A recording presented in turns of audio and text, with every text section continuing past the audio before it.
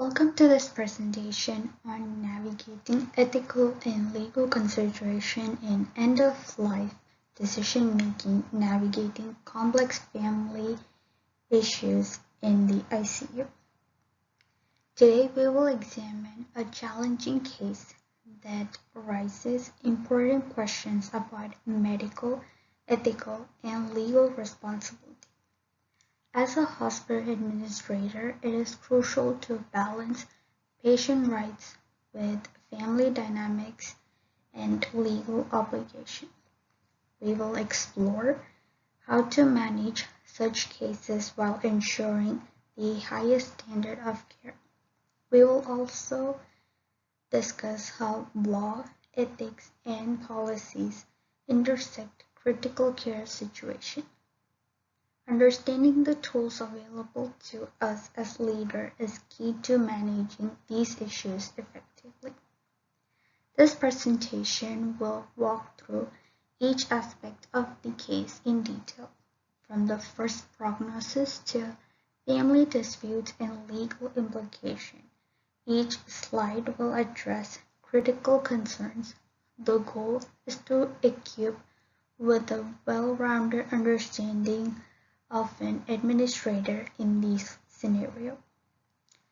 I hope you find the insights shared here both practical and thought-provoking. This topic is highly relevant to modern healthcare settings where end-of-life decisions are increasingly complex. My name is Nikha and I am the hospital administrator. Thank you for joining me. Let us begin by reviewing the case.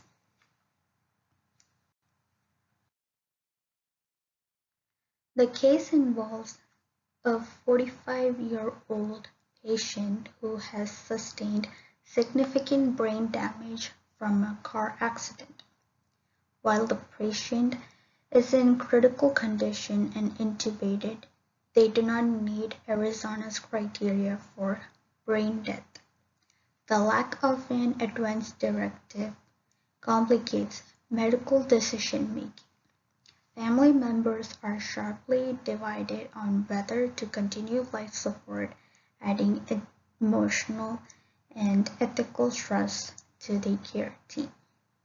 Some believe the patient would not want to live in such a state, while others accuse them of being influenced by potential financial gain. These accusations of inheritance-based motivation introduce a serious ethical concern. Additionally, the conflict has begun to disrupt the ICU staff and affect morale. This situation requires immediate administrative attention to protect both patient care and staff well-being. As an administrator, it is my responsibility to mitigate these conflicts by legal and ethical standards. The complexity of this situation makes it a valuable case for exploring the interplay between clinical care, family dynamics, and institutional policy. It also underscores the importance of initial taking planning tools like advanced directive. This slide sets the stage for understanding the medical, legal, and ethical issues we will now explore.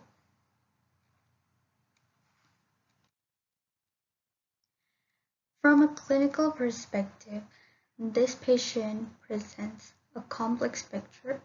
Although brain damage is severe, the patient is not legally brain dead, which means care decisions must be made under the assumption of possible continued life.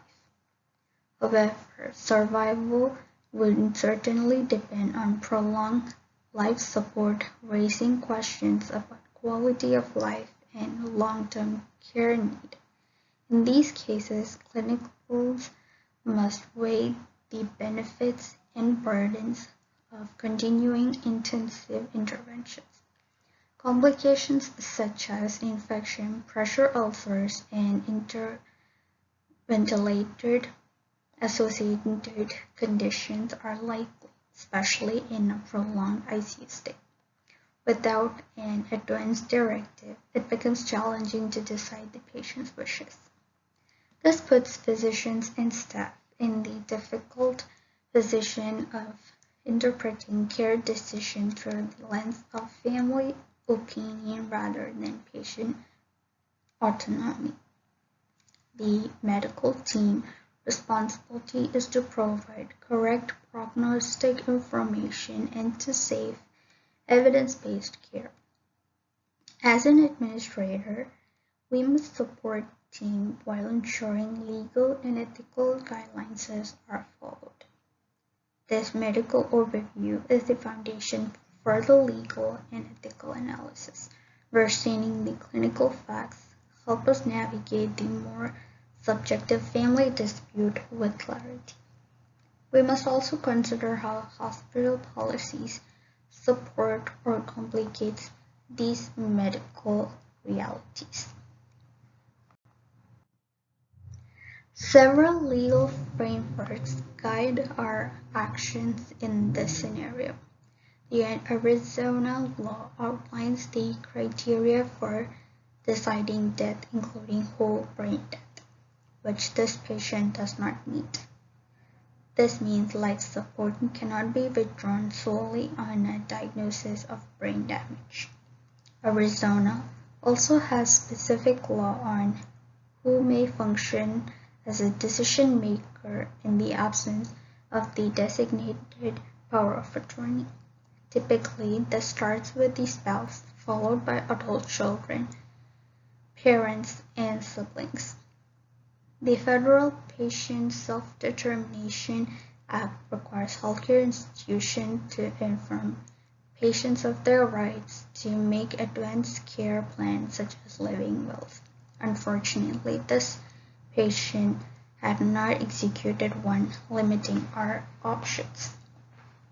HIPAA also plays a role, especially in deciding who can access patient information, which becomes continually when families disagree. These legal status exist in to protect patients' autonomy and ensure ethical practice. As an administrator, we must ensure that our staff understands and follow these regulations. It is also important to consult legal counsel in situations with inheritance dispute or allegations of impropriety. These laws do not always offer easy answers but provide a framework to guide our decisions. In applying these laws, our first step should be to consult legal counsel to clarify who has legitimate decision-making authority. Since no power of attorney is present, we must verify whether the spouse or another relative meets the criteria. We must also ensure that the medical team does not prematurely interpret brain damage as brain death, given that the patient does not meet the legal threshold. If family disputes are serious enough to suggest conflict of interest, such as those arising from inheritance claim, we may need to delay major decision temporarily. This pause can allow time for legal review or the involvement of a hospital ethics committee. It is essential to keep clear documentation during the period, detailing medical status, conversations, and family interaction. As an administrator, ethics hold can serve to de-escalate tension and prevent irreversible actions.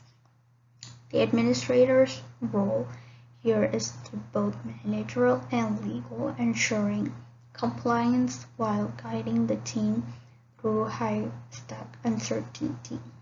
Our policies should support measured ethical decision-making that allies with state law. Let us now turn to the ethical dimensions of the case and how they interact with the legal interpretation. Hospital policies and procedures provide a crucial framework for navigating ethical complex and legally sensitive situations like this one. As a hospital administrator, I must ensure that our internal policies align with both state law and ethical principles. In this case, existing procedures related to brain death determination, informed consent, and surrogate decision-making must be reviewed. The presence of a standardized protocol supports clinical consistency and protects the right of both patients and families. Both adherence also protects healthcare providers from legal liability and professional repercussions when policies are anguished or missing.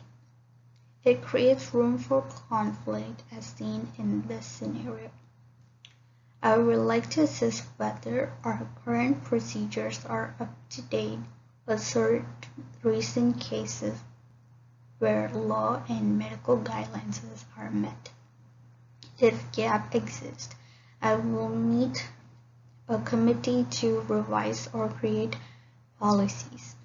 I will include representatives from legal, ethics, medical, nursing, and pastoral care in this policy review. Transparency in this policy also builds trust with the community and among care team. Educating staff about the protocol is equally important to ensure uniform application. Well-drafted policies allow for more ethically sound and legally defensible decisions in high-stakes cases. Several key policies considerations arise in this scenario. First, our policy must clearly define the criteria for deciding brain death by the Arizona law. It should include the required medical tests, documentation, and physician qualification needed to declare brain death. Next, the policy should set up the authority and process for decision-making when a patient lacks ability and has no advance directive. Family conflicts over treatment decision must be expected in policy with guidelines on how to resolve disputes ethically and legally. Ethics consultation should be explicited, including as a procedural step in such cases. There should also be provision for involving legal counsel when family disagreements escalate. Our policy must prioritize patient dignity and the principle of non-maleficence while stating compliance with state law. Staff education and simulation training on end-of-life policies would enhance preparedness. As an administrator, I would conduct regular audits to educate or to evaluate compliance with these policies. Policy must also be sensitive to culture and religious values of families without compromising medical and legal standards. Continuous improvement of policy based on real case evaluation helps reduce future conflicts and confusions. Ensuring compliance with ethical and legal standards is one of my central responsibilities. In a case like this, compliance involves several layers following hospital policies, state law, ethical principles, and accreditation standards. One strategy is to ensure all ICU staff receive training on end-of-life care protocol, including brain death and decision-making law. Another is keeping through documentation of all medical evaluation, family discussions, and ethics consultation. Compliance is also supported through interdepartmental collaboration among legal, ethics, and clinical teams. I would schedule briefings to find areas of policy drift or potential legal exposure. Monitoring mechanisms such as internal audits and incident reporting systems helps find non-compliance early. Transparency with families about our process builds trust and reinforces institutional integrity. I would also implement mandatory checklists for clinical managing brain death, evaluating ensuring legal consult is promptly involved help navigate legal gray areas. Compliance safeguard not only the patient's right but also the professional integrity of our staff and the reputation of our institution. It transforms a difficult clinical moment into an ethically and legally coherent response.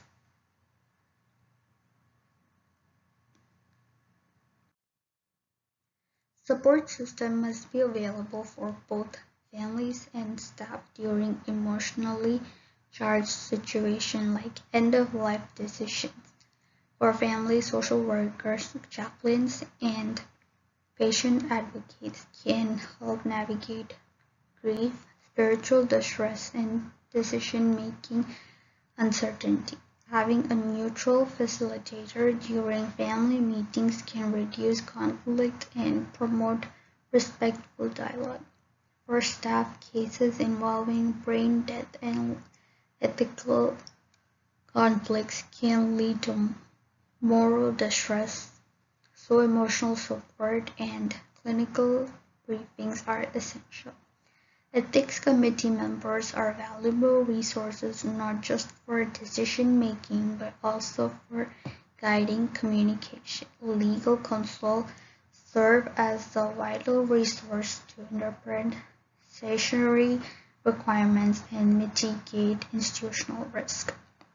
Additionally, nursing leaders can serve as advocates for both the patient and staff, providing clarification and continuity.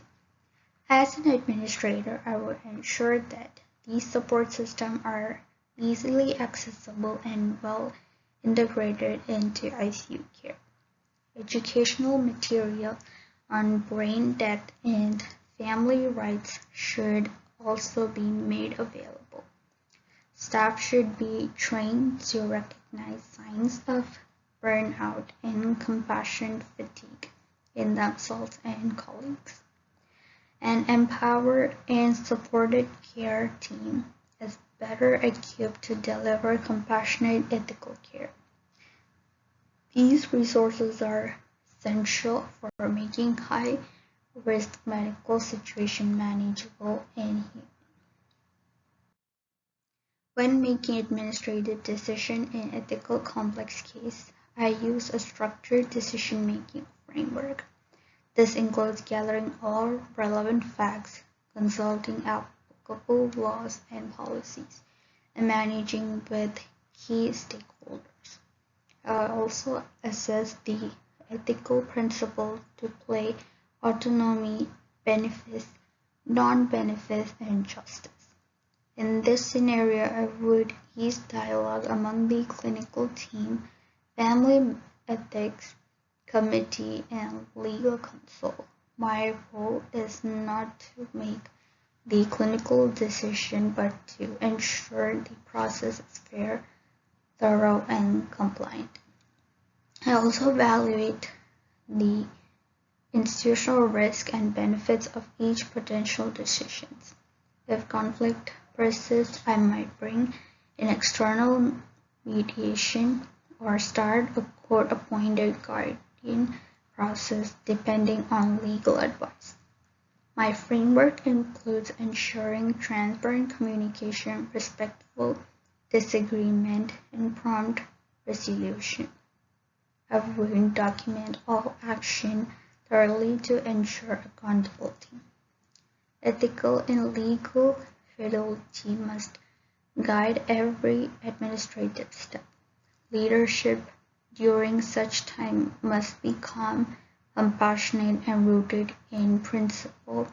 My goal is always to protect the patient, support the team, and uphold the institution's integrity.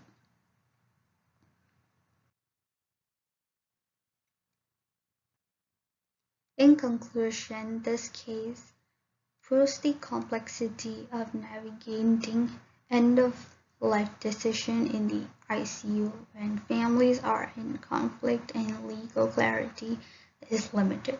As a hospital administrator, my responsibility is to uphold policies, protect patient rights, and lead ethical through crisis. We must rely on structured process, strong legal understanding, and compassionate dialogue to make proper decisions. Supporting both the care team and the family through this emotional, turbulent time is a priority. Legal compliance must go hand in hand with ethical sensitivity. We also see the importance of continuous policy in development and staff education to prevent further dilemmas.